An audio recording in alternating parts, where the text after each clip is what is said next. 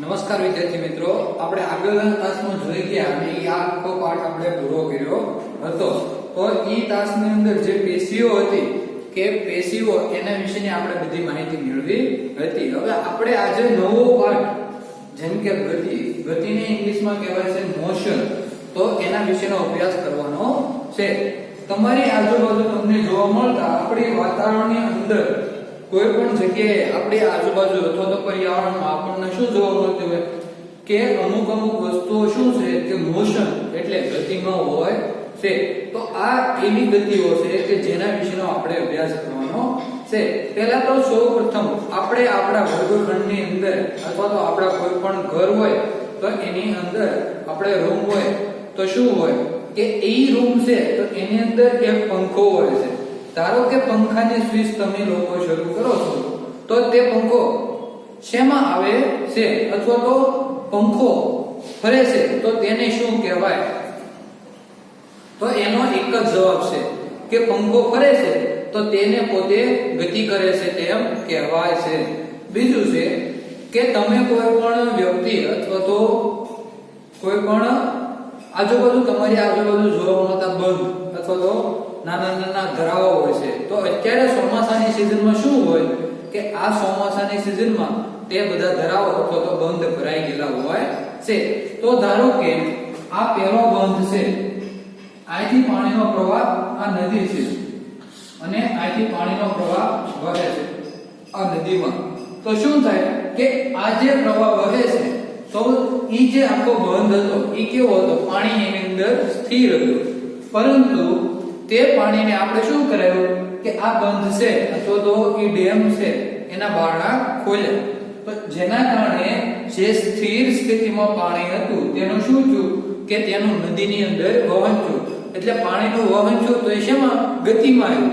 ગતિ તો શું થયું કે ઈ એક પ્રકારની પાણીને ગતિ કરાવી કહેવાય. તો બીજું આને શું કહેવાય કે આમાં પણ પાણી ગતિ કરે છે. પછી એક બીજું ઉદાહરણ છે સિમ્પલ કે આપણી આજુબાજુ જોવા મળતું, ધારો કે આપણે કોઈ પણ એક જગ્યાએ સ્કૂટર અથવા તો બાઇક લઈને જઈએ છીએ તો શું થાય છે? આ બાઇક કે આ સ્કૂટર જ્યારે તમારી પાસે છે અને તમે એને ચાલુ કરી નથી તો તે કઈ સ્થિર સ્થિતિમાં છે. પરંતુ હવે ઈ સ્કૂટર કે ઈ બાઇકને શું કરાવીએ છે કે એને આપણે શરૂ કરીએ છીએ તો શું થશે કે પિસ્ટન વડે એને ધક્કો લાગશે, જેના કારણે શું થશે કે તે બાઇક ગતિ કરશે. તો ઈ બાઇક ઈ કેવી ગતિનું ઉદાહરણ થયું કહેવાય.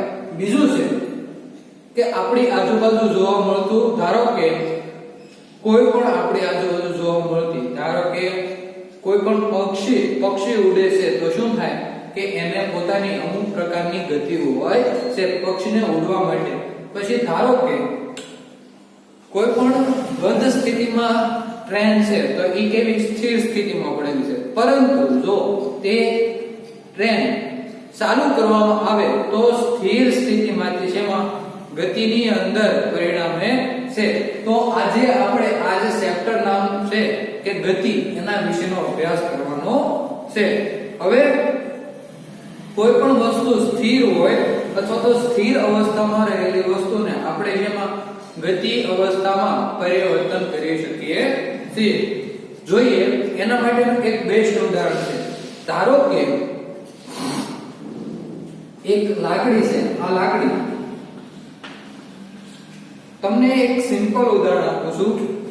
એની આ જે ટોચ છે ત્યાં શું મેં બાંધ્યો છે? દોરીથી પથ્થર બાંધેલો છે.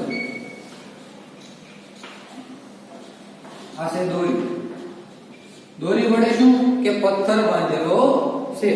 પછી એને આપણે શું કરવાનું છે?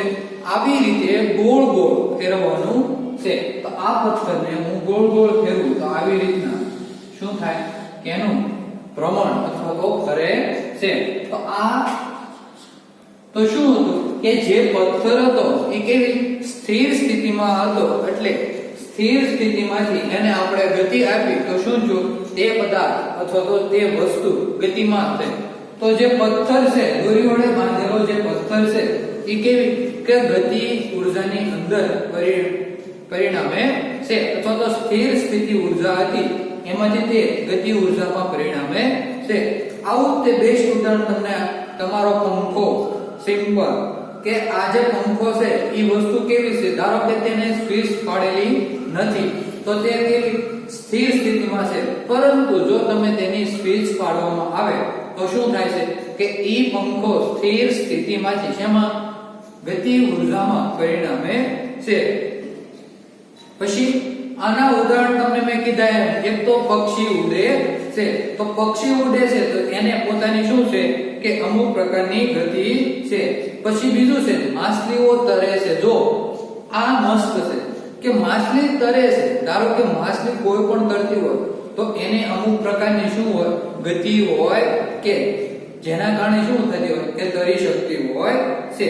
પછી રુધિર અને શિરાઓ, એની જે રુધિર છે એ શેની અંદર શિરાઓ અને ધમનીઓની અંદર વહન પામતી હોય છે. તો આ બધા ધારો કે આપણું રુધિર છે એ શેની અંદર શિરા અને ધમની એની અંદર શું થાય છે કે વહન પામે, કે આ વહન પામે કે જેના કારણે શું થાય છે કે તે રુધિર છે એ શેમાં આવે ગતિમાં આવે છે, જેના કારણે તેનું વહન થઈ શકે છે. પછી બીજું છે મોટર ગાડી.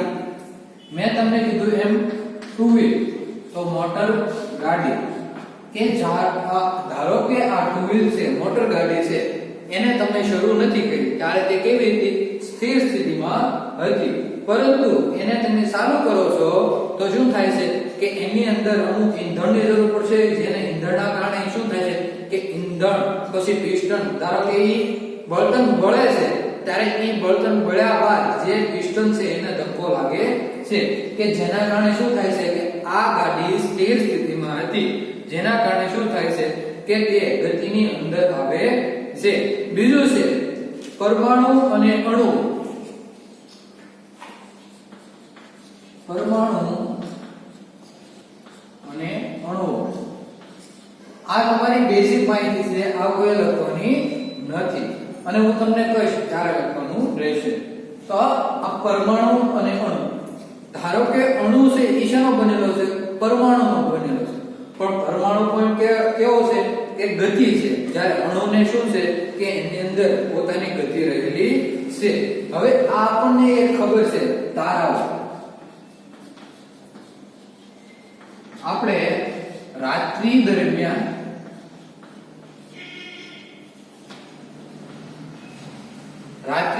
આપણે અવકાશનું શું કર્યું છે કે નિરીક્ષણ કર્યું હશે.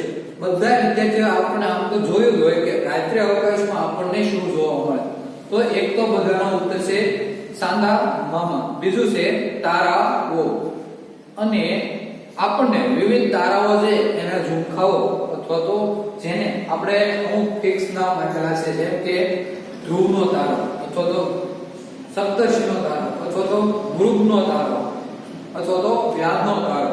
તો આવા તારાઓ છે એ શું થાય છે કે આ ધ્રુવનો તારો તો ફિક્સ છે કે એક જગ્યાએ છે, પરંતુ અમુક જે સ્ટાર છે એ શું છે કે એક જગ્યાએથી બીજી જગ્યાએ શું થાય છે કે ગતિમાં આવે છે, કે જેના કારણે શું થાય છે કે આ તારો આપણને ગતિમાન થાય છે અથવા તો ગતિ કરતા હોય એવું લાગે છે.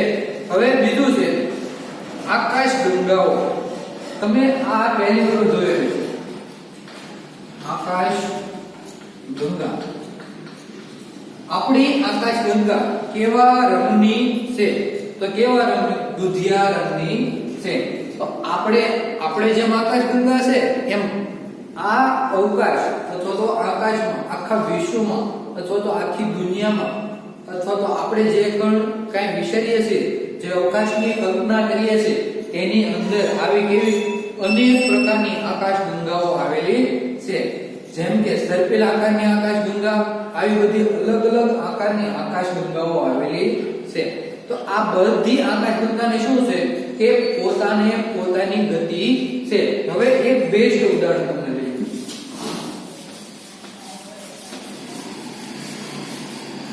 કે ધારો કે આ સૂર્ય છે,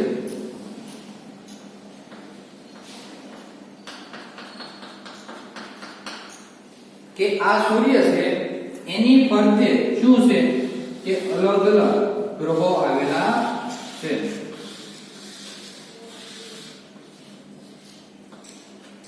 ધારો કે આ સૂર્ય છે એની ફરતે આ બધા શું આવેલા છે અલગ અલગ વલયની અંદર બધા ગ્રહો આવેલા છે. તો સૂર્ય શું થાય કે આ જે આપણે એમ ધારીએ છીએ કે સૂર્ય છે એ કેવો છે ફિક્સ સ્થાન ઉપર છે એટલે કે ચોક્કસ સ્થાનની અંદર આવેલો છે. તો આ જે સૂર્ય છે તે અને એની આજુબાજુ જે આ ગ્રહો ફરે છે તો ગ્રહો એક તો પોતાની ધરી ઉપર ફરે છે અને બીજું આ જે સૂર્ય આવેલો છે એની આસપાસ ભ્રમણ કરતા હોય છે. તો જેના કારણે શું થાય છે કે તે બધા ગ્રહો છે એક તો પોતે ગતિ કરે છે એને ચોક્કસ ગતિ હોય છે અને શું થાય કે આ ચોક્કસ ગતિ હોવાના કારણે આપણે શું કરીએ કે અમુક સમય આપણે ધારો કે આપણું વર્ષ પૂરું થવા માટે કેટલા 365 દિવસ લાગે છે. એવી રીતના બધા ગ્રહોને આખું સૂર્ય ફરતે ભ્રમણ કરતા કેટલા દિવસો લાગે છે.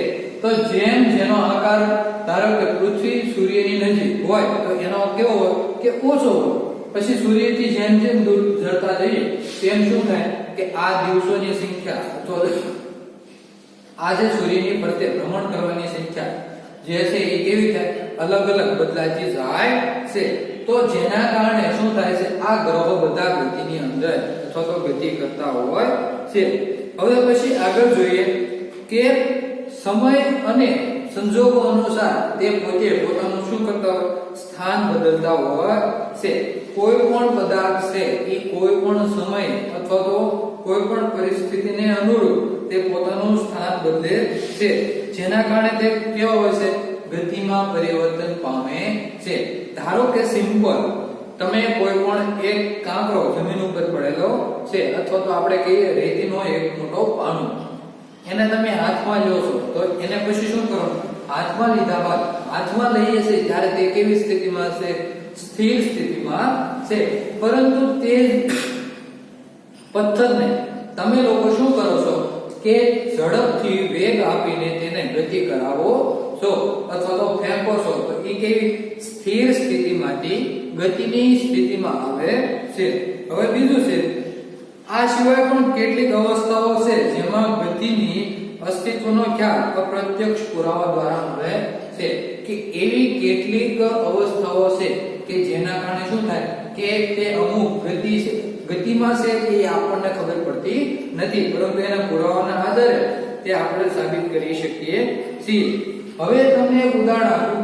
આપણે હવાની ગતિ છે ધારો કે હવાની ગતિનું અનુમાન શું કરવાનું છે ધૂળના રસકણોને ઉડવાથી અથવા તો વૃક્ષની ડાળીઓ ધારો કે હવે ગતિના ઉદાહરણ જોઈએ. પહેલા આમ તો તમને સિમ્પલ ગતિના ઉદાહરણ માટેના તમને એક ઉદાહરણ કીધું ક્વેશ્ચન તરીકે ગતિ કરતી વસ્તુના ગતિ કરતી વસ્તુના ઉદાહરણ આપો. તો પહેલું તમારે લખવાનું છે કે પક્ષી ઉડે છે અથવા પક્ષીઓ ઉડે છે. પછી માછલી તરે છે માછલી તરે છે. પછી લખવાનું છે રુધિર શિરાઓ અને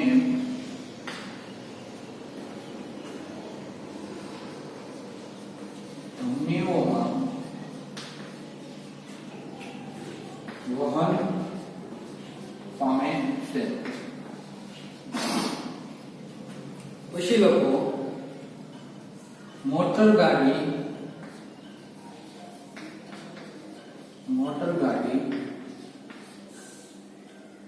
ગતિ કરે છે.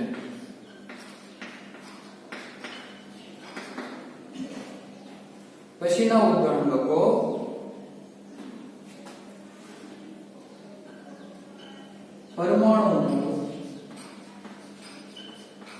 પરમાણુ, અણુ, તારાઓ, પછી આકાશગંગા,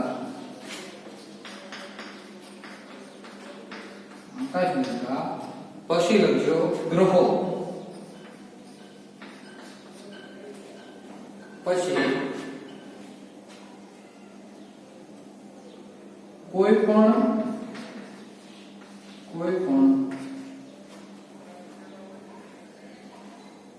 ડેમના પાણી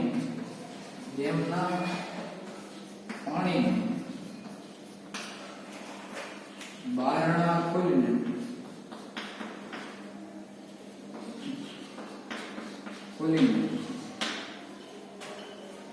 પાણીમાં અથવા તો પાણીને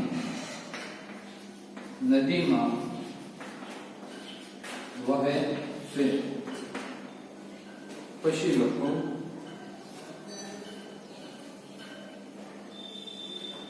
તો આ આપણે સિમ્પલ કહી શકાય. પછી બીજું કેવું હોય,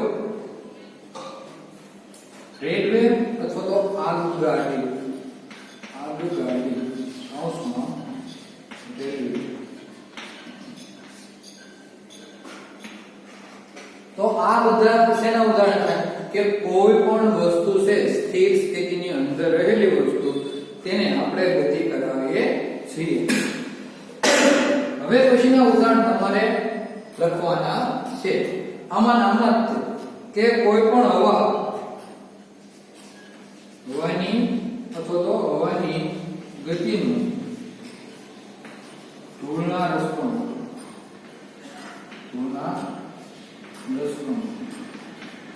આ શું થતા હોય કે આ જે ધૂળના રસકણો છે એ શેમાં કે ગતિની અંદર અથવા તો આ હવાને કારણે એ ગતિમાં આવે છે, જેના કારણે ધૂળના રસકણો ઉત્પન્ન થતા હોય છે. પછી છે વૃક્ષોની ડાળીઓ,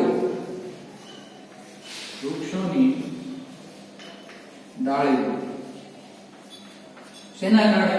હવાની ગતિના કારણે અથવા તો આ જે હવા છે એના કારણે એક તો રસકણો ઉત્પન્ન છે અને વૃક્ષની ડાળીઓ શું થાય છે કે હવાના કારણે આમ તો ગતિમાં આવે છે. હવા ન હોય તો શું થાય કે તે ડાળીઓ સ્થિર સ્થિતિની અંદર રહેતી હોય છે, પરંતુ હવા આવવાના કારણે શું થાય છે કે તે ડાળીઓ ગતિની અંદર આવે છે. તો વૃક્ષની ડાળીઓ. પછી બીજું લખો પર્ણોનું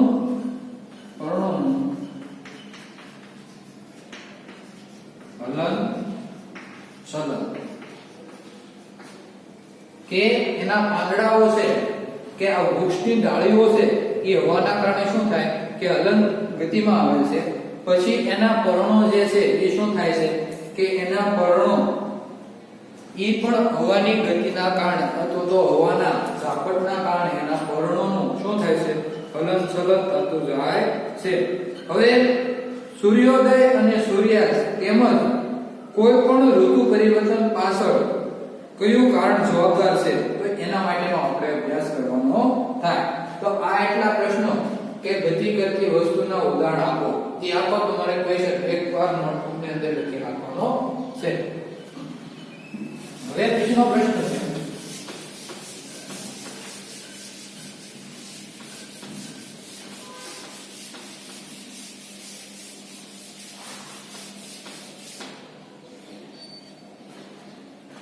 આ બધા એટલા જાણી લો કે સૂર્યોદય, સૂર્યાસ્ત અને બીજું છે ઋતુ પરિવર્તન.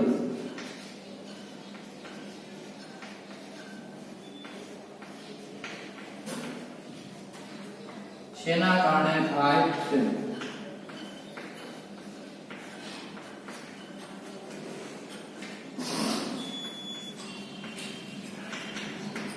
જો સૂર્યોદય શેના કારણે થાય, સૂર્યાસ્ત શેના કારણે થાય અને ઋતુ પરિવર્તન શેના કારણે થાય છે? આમ તો જોઈએ, આમ તો હું તમને સિમ્પલ ખાલી એક ઉદાહરણ આપી દઉં કે સૂર્યોદય અને સૂર્યાસ્ત માટે ધારો કે આ સિમ્પલ સૂર્ય છે. શું છે? સૂર્ય. સૂર્ય છે એની આસુપાસુ આપણે પૃથ્વી છે, આ આવેલી છે પૃથ્વી. તો શું થાય કે આ પૃથ્વી છે એ પોતે સૂર્યની ફરતે તો ગતિ કરે છે અથવા તો ભ્રમણ કરે છે, પરંતુ પોતાની ધરી ઉપર પણ શું કરે છે કે પરિભ્રમણ કરે છે. તો તેના કારણે શું થાય, પરિભ્રમણ અને પરિભ્રમણના કારણે કે આ પૃથ્વી, ધારો કે આ પૃથ્વી સૂર્ય તરફ છે ત્યારે શું થાય કે આ જે બાજુનો ભાગ છે એ બધો કેવો થાય, આખો પ્રકાશિત થાય છે. એટલે શું થાય, સૂર્યોદય એટલે આ બાજુ સૂર્યોદય હોય છે, પરંતુ તેની બીજી બાજુ શું હોય કે સૂર્યાસ્ત હોય છે. ધારો કે હવે તમને એક વસ્તુ તમને કહું, ધારો કે આ જ્યારે પૃથ્વી સૂર્યથી બહુ ખૂબ આગી હોય ત્યારે શું થાય કે આપણને શિયાળાની અથવા તો ઠંડક જેવી ઋતુનો અહેસાસ અનુભવ થાય છે. પરંતુ આપણે એમ કહેવું હોય તો જેમ જેમ આ પૃથ્વી સૂર્યની નજીક આવતી જાય તો આ જે લંબગોળ છે તો એના કારણે શું થાય કે આ પૃથ્વી સૂર્યની નજીક આવતી જાય તો શું થાય કે એક તો એનું અંતર, બંનેનું અંતર શું થાય, ઓછું થાય છે, કે જેના કારણે શું થાય કે સૂર્ય એક તો ધબધબતા ગોળાનો બનેલો છે, જેના કારણે પૃથ્વી ઉપર શું થાય વધારે પ્રમાણમાં ગરમીનો અનુભવ થાય છે. તો આપણે કહી શકીએ કે એના કારણે શું થાય કે ઉનાળાની ઋતુનો આપણને અનુભવ થાય છે. તો આમ આપણને શિયાળો, ઉનાળો અને ચોમાસું આ ત્રણ ઋતુનો અનુભવ થતો હોય છે. તો પૃથ્વી પોતે પણ શું ગતિ કરે છે, તો એનો જવાબ છે હા. પછી તો આપણે પૃથ્વીનું ગતિનું અનુમાન જે પ્રત્યક્ષ રીતે કરીએ છીએ તે આપણે કહી દેવાનું છે કે જેના કારણે આ સૂર્યાસ્ત અને ઋતુ પરિવર્તન તેના કારણે થાય છે. તો એનું આપણે શું કહેવાનું છે કે આવી રીતના કારણ આપવાનું છે. પછી બીજું છે, કોઈ એક વ્યક્તિ છે માટે એક વસ્તુ, ધારો કે હું એક વ્યક્તિ છું તો મારા માટે આજુબાજુની કોઈ પણ વસ્તુ છે એ કેવી હોવી જોઈએ કે ગતિશીલ હોવી જોઈએ, અને તેની સામે છે શું થાય, એક વ્યક્તિ છે એની સામે છે તે કોઈ પણ બીજી વસ્તુ છે આપણને સ્થિર સ્થિતિમાં દેખાવી જોઈએ. ધારો કે હું એક જ છું અને મારી ઉપર પંખો ફરે છે તો હું કઈ સ્થિતિમાં છું, સ્થિર સ્થિતિમાં છું, પણ પંખો ફરે છે તો તે કેવી ગતિ સ્થિતિ. ઉદાહરણ આપો કે તમે લોકો જ્યારે ટુ વ્હીલ લઈને જતા હો ત્યારે શું થાય છે, ટુ વ્હીલ કરતા તે બસનો અનુભવ કરો, બસનો અનુભવ કરો કે બસની અંદર શું થાય કે તમે બધા બસની અંદર બેઠેલા છો. તમારે અત્યારે અનુભવ કરવાનો કે હું અત્યારે બસમાં બેઠો છું, આપણે બધા એવો અનુભવ કરો બસમાં બેઠા છે તો તમે બધાએ બસમાં બેઠા છો તો તમને એમ લાગશે કે હું કઈ સ્થિતિમાં છું, સ્થિર સ્થિતિમાં છું. પરંતુ શું થશે કે તમે બસમાં જ્યારે બસ શરૂ થાય છે ત્યારે તમે તો શું ગતિમાં છો, પરંતુ તમને એવો અનુભવ નહીં થાય, કારણ કે તમારી આજુબાજુ રહેલા વૃક્ષો તમને શું થાય છે કે ઈ પાછળની તરફ ધકેલાતા હોય એવો અનુભવ થાય છે. ધારો કે આ આખી બસ અને આજુબાજુ આ બધા વૃક્ષો છે, આપણે ગતિ આ સાઈડ કરીએ છીએ ક્યાં ઉપરની તરફ, પણ આપણને શું થાય કે આપણે સ્થિર સ્થિતિમાં છે અને આ વૃક્ષો બધા ક્યાં પાછળની તરફ જતા હોય એવો આપણને શું થાય અનુભવ થાય છે. તો આ આપણને એક બેસ્ટ ઉદાહરણ છે કે કોઈ પણની સાપેક્ષ છે કોઈ પણ એક વસ્તુ કેવી સ્થિર સ્થિતિમાં હોય એનો અનુભવ થવો જોઈએ. તો અહીંયા વૃક્ષો આપણને ગતિમાં લાગે છે, પરંતુ જે બસ છે એ કેવી ગતિમાં પરિણમે છે, પરંતુ ગતિ આપણને દેખાતી નથી. હકીકતમાં જોઈએ તો વૃક્ષો સ્થિર છે અને બસ શું કરે છે, ગતિ કરે છે, પણ આપણને અનુભવ શું થાય છે કે વૃક્ષો ગતિ કરે છે અને બસ સ્થિર છે. આપણે જોઈએ હવે આપણે જોયું. પછી બીજું છે, કોઈ પણ રસ્તા ઉપર આપણે તો જોયું છે, અનુભવ કરેલો છે, રસ્તાના કિનારે ઉભેલી એક વ્યક્તિ બસમાં બેઠેલા બીજા મુસાફરને બસ સાથે જુએ તો ગતિમાં અનુભવે છે. હવે એનો એક અનુભવ કરીએ કે આપણે તે ધારો કે કોઈ પણ વ્યક્તિ છીએ તો શું થાય કે હું એક રસ્તા ઉપર ઉભેલો વ્યક્તિ છું. એટલે હવે તમારે અનુભવ કરવાનો કે હું પોતે એક રસ્તા ઉપર ઉભેલો વ્યક્તિ છું.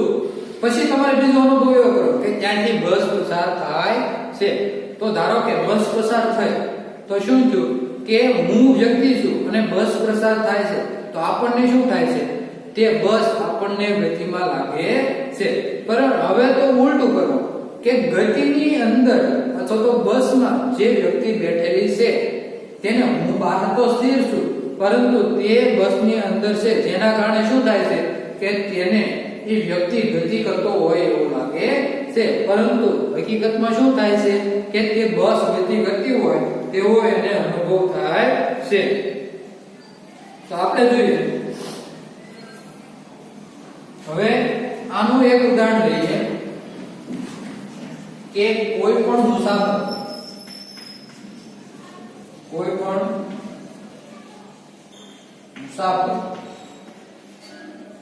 જ્યારે બસમાં બેસે છે ત્યારે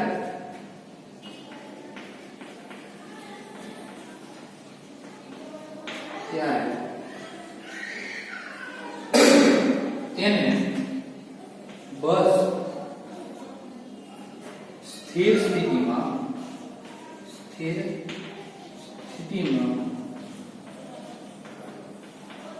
લાગે છે અને તેની આજુબાજુ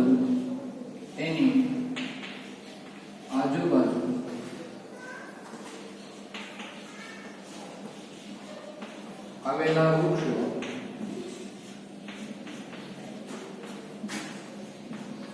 ગતિમાં લાગે છે. હવે બીજું પરંતુ શું કરવાનું કે રોડના કાંઠે એક વ્યક્તિ ઊભી છે કૌંસમાં સ્થિર છે અને તેજ રોડ પર બસ પસાર થાય છે. તો તેનું બસ ગતિમાં લાગે છે. આના આધારે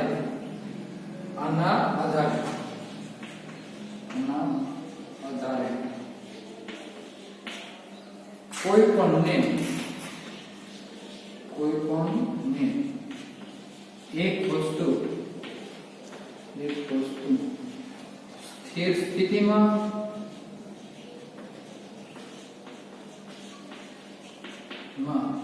અને બીજી વસ્તુ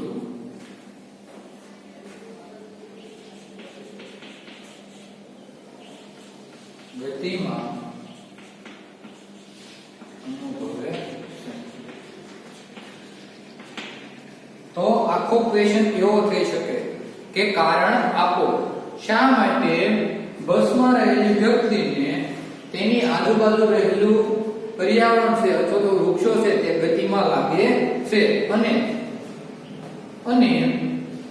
કોઈ પણ એક વ્યક્તિ રોડ કાંઠે બેઠેલી છે અથવા તો ઊભેલી છે તો તેને તે બસ ગતિમાં લાગે છે. કારણ આપો તો આખો ક્વેશ્ચનનો જવાબ તમારે લખવાનો રહેશે. હવે મોટા ભાગની વસ્તુઓ કેવી છે ગતિની અંદર આપણે કેવું હોય તો જટિલ હોય છે. કેટલીક વસ્તુઓ સીધી રેખાઓમાં અથવા તો કેટલીક વસ્તુઓ વર્તુળાકાર પથ પર ગતિ કરતી હોય છે.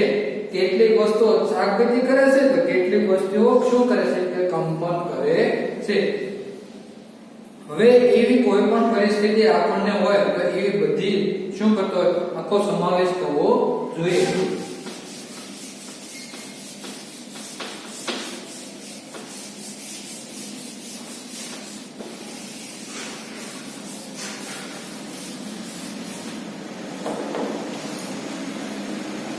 જોઈએ.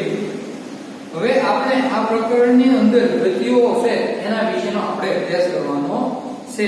તેમજ એના સમીકરણો, એના ગ્રાફ, ધારો કે ગતિ હોય તો કેમ સૂર્ય પથ પર ગતિ કરે છે, પરવલયાકાર ગતિ કરે છે કે વર્તુળાકાર ગતિ કરે છે અથવા તો ઉપવલય આકારની ગતિ કરે છે. તો આ વિવિધ ગતિઓ છે એનો આપણે અભ્યાસ શું કરવાનો છે કે આ ચેપ્ટર અથવા તો આ પ્રકરણની અંદર કરવાનો છે. હવે તમારે બધાએ ઘરે જઈને એક અનુભવ કરવાનો છે અથવા તો આપણો કોઈ પણ ક્લાસરૂમ હતો તો પહેલા આપણે શું અનુભવ્યું અને અત્યારે આપણે કોઈ પણ ઘરે જઈએ તો આપણે બધા શું અનુભવ કરીએ છીએ એના માટેનું એક તમને ઉદાહરણ આપું. તમારી કોઈ પણ વર્ગખંડ અથવા તો તમારો રૂમ જે છે એની દિવાલો તમને શું લાગે છે કે સ્થિર સ્થિતિમાં છે, પરંતુ તે શા માટે ગતિમાં નથી અને પંખો એની સ્વિચ પાડવામાં આવે છે તો આપણને શા માટે તે ગતિમાં લાગે છે. તો આ પ્રવૃત્તિ તમારે ઘરે કરવાની છે. તો ક્વેશ્ચન લખો કે બંધ વર્ગખંડમાં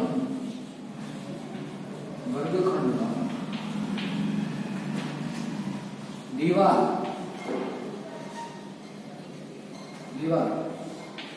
શા માટે ગતિમાં નથી અને ફરતો પંખો શા માટે ગતિમાં લાગે છે. તો આપણે આવો અનુભવ કરવાનો છે કે આપણા જ વર્ગખંડમાં. હવે બીજું છે તમારે એક બીજો અનુભવ કરવાનો છે. બીજો અનુભવ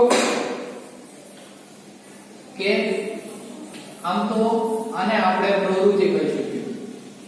તમે બધા વિદ્યાર્થી ટ્રેનની મુસાફરી કરો ત્યારે શું હોય કે કોઈ પણ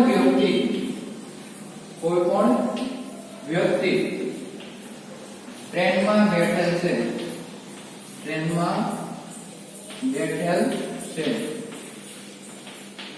તો તેને તેની આજુબાજુમાં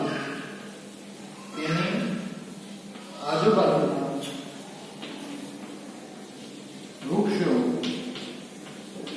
ગતિમાં લાગે છે અને પોતે સ્થિર અવસ્થામાં છે તેનો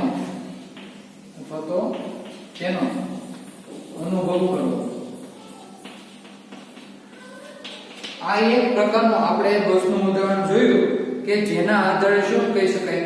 આવી રીતના ટ્રેનનું ઉદાહરણ લીધેલું છે કે કોઈ પણ ટ્રેન છે એ ચાલુ સ્થિતિમાં છે તો શું થાય કે ટ્રેનની અંદર બેઠેલી વ્યક્તિ અથવા તો માણસ તે પોતે સ્થિર સ્થિતિમાં અનુભવ કરે છે, પરંતુ તેની આજુબાજુ રહેલા વૃક્ષો શું થાય છે કે એની ગતિના કારણે આ જે ટ્રેનની ગતિ છે એના કારણે તે વૃક્ષો શું થતા હોય છે કે તેને પાછળ તરફ જતા દેખાતા હોય છે. એટલે વૃક્ષો તો આપણને એમ ટ્રેનમાં બેઠેલી વ્યક્તિને જે ગતિ કરતા હોય તેવું લાગે છે, પરંતુ તેનો આપણે અનુભવ કરવાનો છે. હકીકતમાં શું સ્થિર છે અને શું ગતિમાં છે તો આ બંનેનો આપણે અનુભવ કરવાનો છે.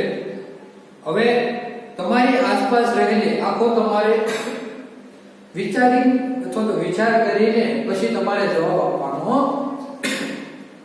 છે કે તમારી આસપાસ કોઈ પણ વસ્તુઓ છે તો એના એવા ઉદાહરણ ભેગા કરો કે તમારી આજુબાજુના વાતાવરણમાં કે તમને કઈ વસ્તુઓ ગતિમાં લાગે છે તો એવા ઉદાહરણ તમારે ભેગા કરવાના છે. બીજો ક્વેશ્ચન એવો થઈ શકે કે તમારી આસપાસ રહેલી તો એવા કોઈ પણ વસ્તુ જે છે કે જે ગતિમાં નથી અથવા તો ગતિ કરતી નથી તો કઈ સ્થિર સ્થિતિમાં છે તો તેના ઉદાહરણ લખો. હવે અમુક એવી ગતિ હોય જે કેવી હોય નિયમિત હોય અને અનિયમિત હોય તો આની માટેને આપણે ઉદાહરણ ભેગા કરવાના છે. કે ધારો કે નદીની અંદર વહેતો પ્રવાહ છે તો એ કેવો અનિયંત્રિત આકારનો હોય છે. પછી કોઈ પણ વાવાઝોડું અથવા તો સુનામી દરિયાની અંદર આવે છે તો તે કેવી હોય અનિયમિત આકારની. ધારો કે પાણી હોય તો એનો પ્રવાહના આધારે અનિયમિત આકારની એની ગતિ હોય છે. તો આ ગતિનો આપણે શું કરવાનું છે કે અનિયમિત ગતિના ઉદાહરણો ભેગા કરવાના છે. હવે બીજું છે પાણી દ્વારા વિદ્યુતનું ઉત્પાદન. તો જે પાણી દ્વારા આપણે કોઈ પણ વિદ્યુત ઉત્પન્ન કરીએ છીએ તો એ કેવી નિયમિત ગતિ. એટલે આપણે એમ જોવું હોય તો એક તફાવત આપવાનો રહેશે. તફાવત નિયમિત ગતિ